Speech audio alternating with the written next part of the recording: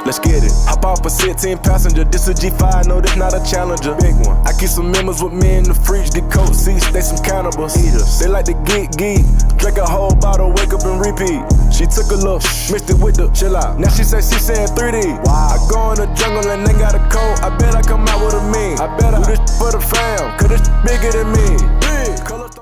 Parkour adalah salah satu olahraga ekstrim yang memanfaatkan kelincahan tubuh untuk berpindah dari satu titik ke titik lain dengan gerakan seperti melompat, berlari, dan memanjat. Olahraga ini tidak hanya menguji fisik, tetapi juga mental, menuntut fokus, keberanian, dan juga kreativitas. Awalnya, parkour berkembang di Prancis pada tahun 1990-an, tepatnya di Lys dan Ivry, daerah pinggiran Paris. Konsepnya diciptakan oleh David Bell yang terinspirasi dari seni gerak yang diajarkan oleh ayahnya, seorang pemadam kebakaran. Dengan filosofi efisiensi dan ketangkasan, parkour kemudian menjadi lebih dari sekedar aktivitas fisik. Ia menjelma sebagai seni bergerak yang penuh dengan makna. Seiring waktu, olahraga ini menyebar ke berbagai belahan dunia, termasuk Indonesia, dan mendapat sambutan hangat dari komunitas anak muda.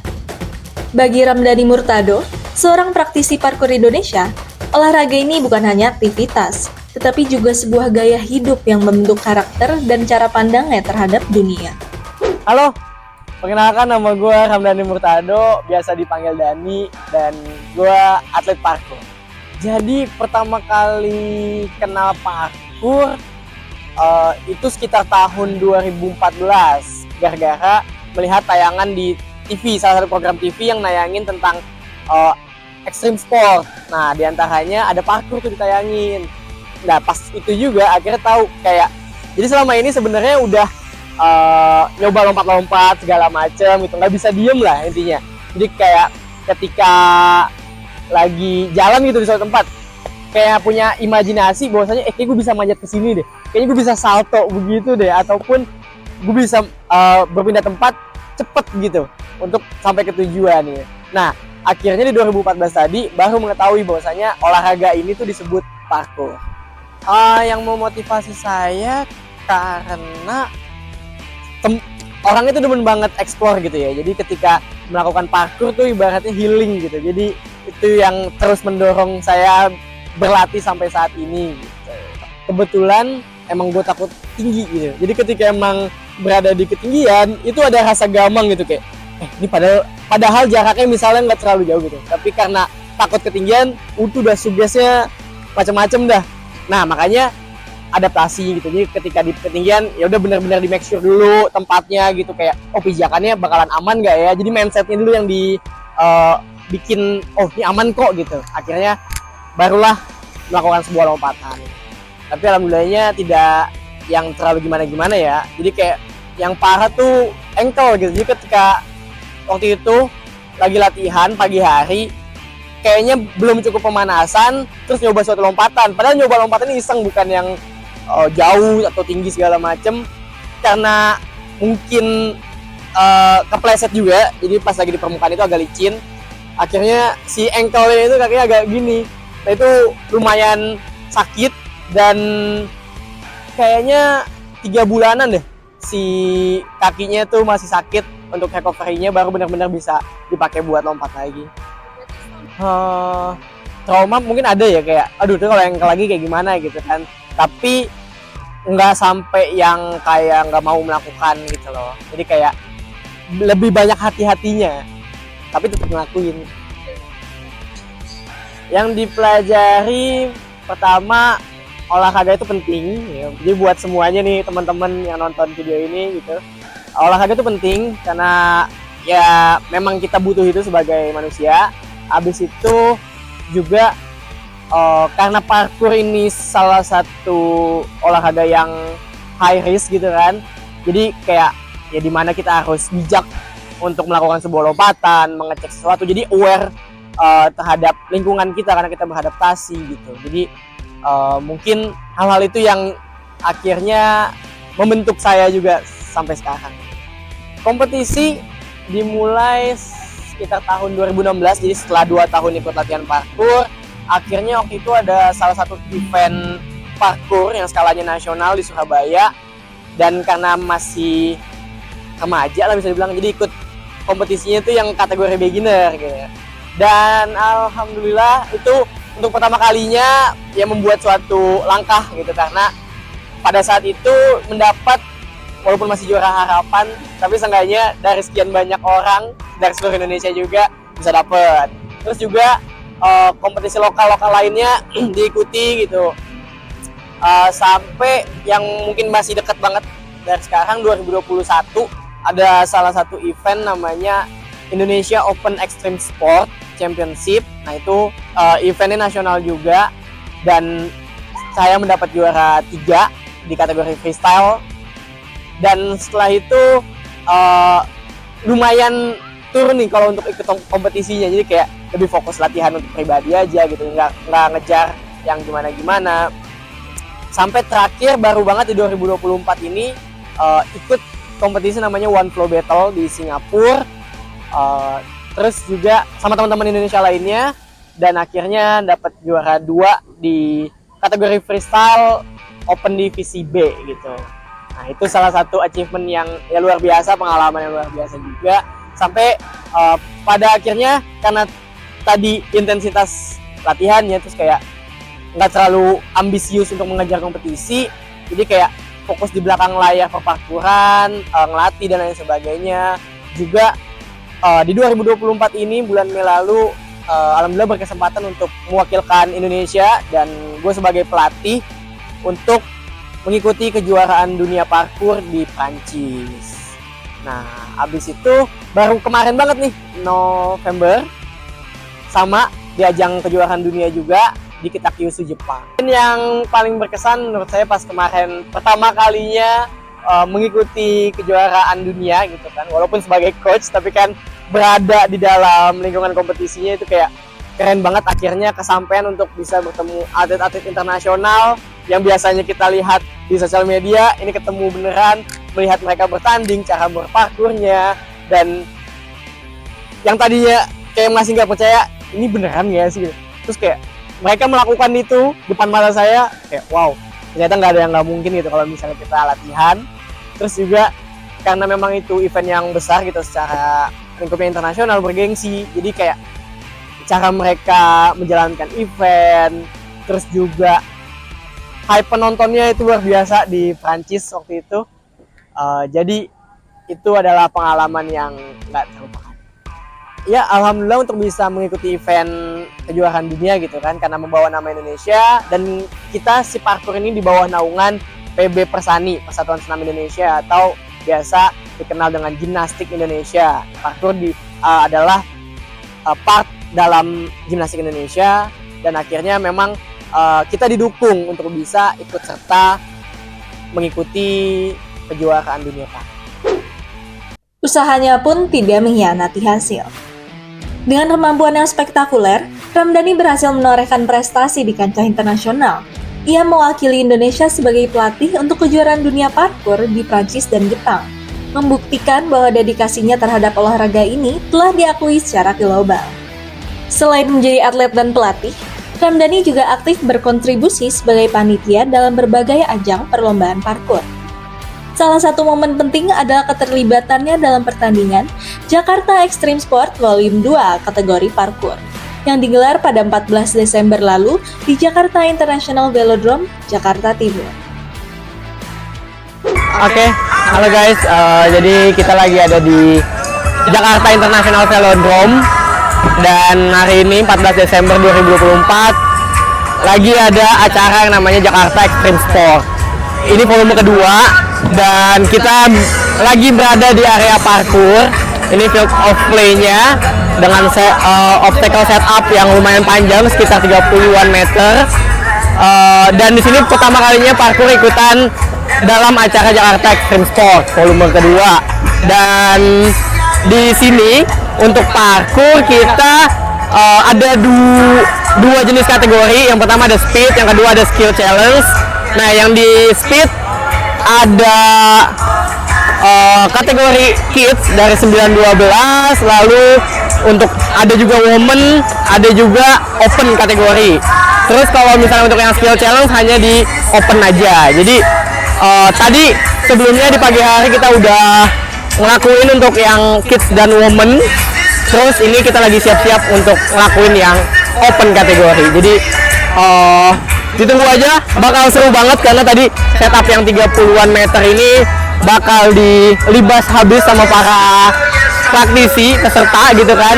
Dan obstacle setup ini pun dirancang berdasarkan pengalaman waktu ke Jepang dan Prancis. Jadi kayak gimana caranya biar bisa punya standar yang sama dengan kejuaraan dunia gitu sih. Jadi coba kita keliling lihat obstacle-nya. Nah di sini nanti peserta akan ngelakuin swing gitu kan. Peserta akan ngelakuin swing, langsung drop, naik lagi, lompat di sana, terus juga putar balik. Jadi kalau untuk speed kategori ini dia bolak-balik ya, dari start terus sampai ujung dan balik lagi kayak gitu. Pasti nggak sabarin ngeliat keseruannya. Gue juga sih nggak sabar banget ngeliat para atlet-atlet kita bertanding. Dan ini setupnya udah selesai semua, udah di QC juga, nggak ada yang goyang segala macem. Tinggal kita menunggu waktunya untuk mulai. Oke, semoga kita bisa ikut seru-seruan bareng dan menyukseskan acara ini. Bagi teman-temannya dalam satu tim maupun komunitasnya, Ramdhani adalah sosok yang tak pernah berhenti menginspirasi. Ia dikenal sebagai pribadi yang rendah hati, selalu siap membantu, dan senantiasa mendengarkan serta memberikan dukungan kepada orang-orang di sekitarnya. Ramdhani tidak hanya menjadi panutan dalam dunia parkour, tetapi juga menjadi penggerak yang memotivasi timnya untuk terus berkembang. Kepribadiannya yang hangat membuatnya dihormati sebagai seorang sahabat, rekan sekaligus mentor yang selalu memberikan dampak positif. I met Dhani in August 2022. So I moved here to Indonesia in July 2022. And then aku lagi iseng lihat komunitas parkour di Jakarta. Nah, aku berkunjung ke Parkour Jakarta where they practice every hari Minggu in Taman Puring dekat Blok M. Nah, so I went there and I didn't know anybody at first. So I just went there, I introduced myself. And then when aku ketemu sama Dhani, I was like, yo, my name is Raihan. And he said, oh, I already know who you are. Karena sebelum aku pindah ke sini, aku pernah liburan ke sini tahun 2019. And we had a mutual friend namanya Reza. And from his account, I already saw Ramdhani's Instagram account. And apparently, I didn't know that Dhani already knew me. So it was a little bit of a surprise for me. But then, yeah, we just trained together. We just got to know each other. And after the Jakarta Parkour Championships of 2022, I became third place. And then he asked me to be part of his team, along with Andika. So that was also very much of a surprise for me and an honor to be in the same team as them. About Ramdhani himself, he doesn't show it, but I'm sure he's a very, very hardworking person. He's good at hiding it. He has a lot of knowledge, I think, because he started parkour in 2013.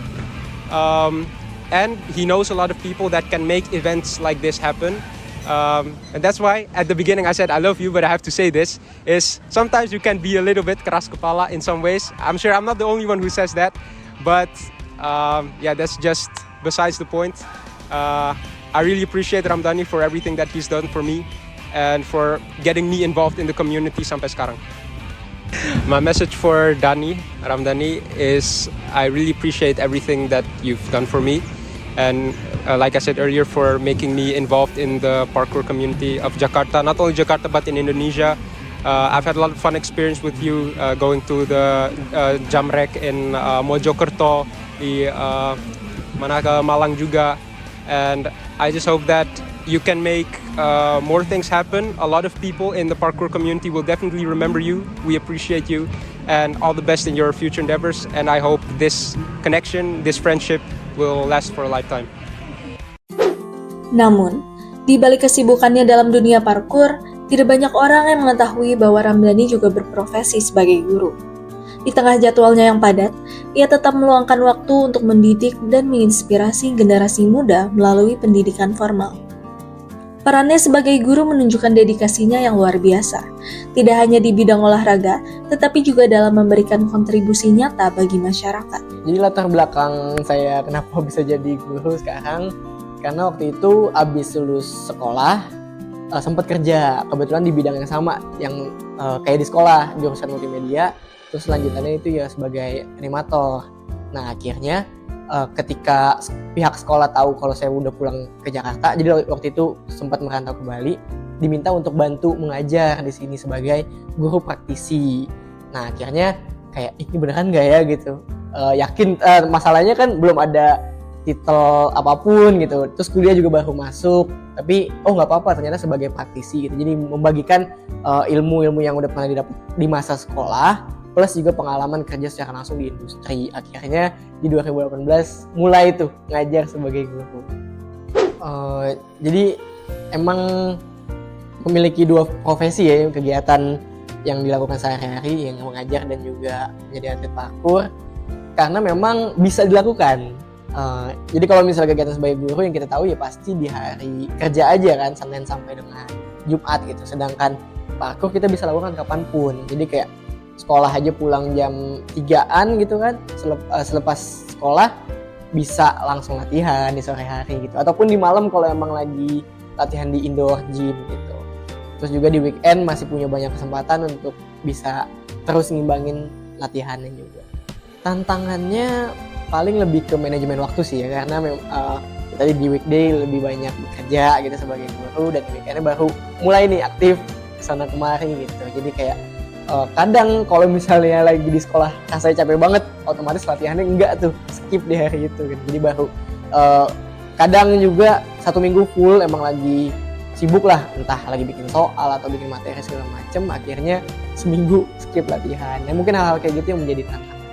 Kalau bentrok pasti harus dipilih salah satu dong gitu, dan tergantung pada prioritasnya gitu. Tapi lebih sering yang menang tuh si parkurnya. Dia kan sebagai guru ya, dan juga mungkin kalau dari media sosialnya dia ini juga seorang atlet parkour, jadi dia emang terkenal sih di sekolah. Kalau untuk mata pelajaran yang diajarin itu ada bisnis digital, cuman memang karena basicnya dia itu ada di DKV, jadi kadang dicampurin juga sama ilmu-ilmu desain komunikasi visual. Kenal. Karena salah satu motivasi kita untuk pelajaran juga contoh dari parkour itu sendiri. Jadi kan Paramdi suka ada project collabs. Jadi salah satu materinya juga dipaparkan lewat contoh-contoh kayak video dia sedang parkour atau foto-foto dia lagi parkour gitu. Karena dia tuh punya style-nya sendiri. Kalau menurut saya, dari semua guru di sini, dia tuh punya karakteristik dan daya tarik yang menarik menurut saya. Cocok banget untuk kayak cowok-cowok atau kaum milenial zaman sekarang. Karena emang orangnya itu kan asik ya, jadi kita juga sebagai murid juga seneng gitu dengan cara mengajarnya dia. Memang terkadang juga ada masanya dia harus tegas, dia tegas. Cuman so far sih have fun aja sih metode pembelajarannya. Kalau sebagai role model mungkin iya, karena yang bisa diambil dari Paramdan itu banyak banget, karena dia salah satu orang yang mungkin jago banget gitu sosialisasinya, relasinya banyak, bahkan hal-hal yang dia kerjakan itu tuh juga banyak gitu. Jadi kita makin penasaran gitu sama orangnya karena emang banyak prestasinya gitu. Ia menjalani kedua perannya dengan penuh dedikasi, membagi waktu antara melatih tubuhnya melompati rintangan dan membimbing murid-muridnya melampaui batasan mereka di kelas. Bagi Ramdhani, baik parkour maupun mengajar adalah cara untuk menginspirasi dan membawa perubahan positif bagi orang-orang di sekitarnya. Ramdhani membuktikan bahwa kita tidak perlu memilih antara mimpi dan tanggung jawab. Dengan keberanian dan dedikasi, keduanya bisa berjalan berdampingan, saling melengkapi. Karena dalam setiap langkah, lompatan, dan ajaran, ia telah menjadi inspirasi bukan hanya sebagai atlet parkour, tetapi juga sebagai guru.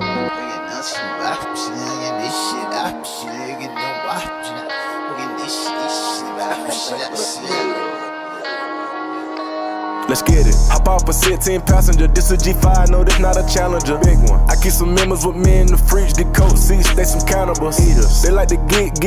Drink a whole bottle, wake up and repeat. She took a look, mixed it with the chill out. Now she say she saying 3D. Wow, going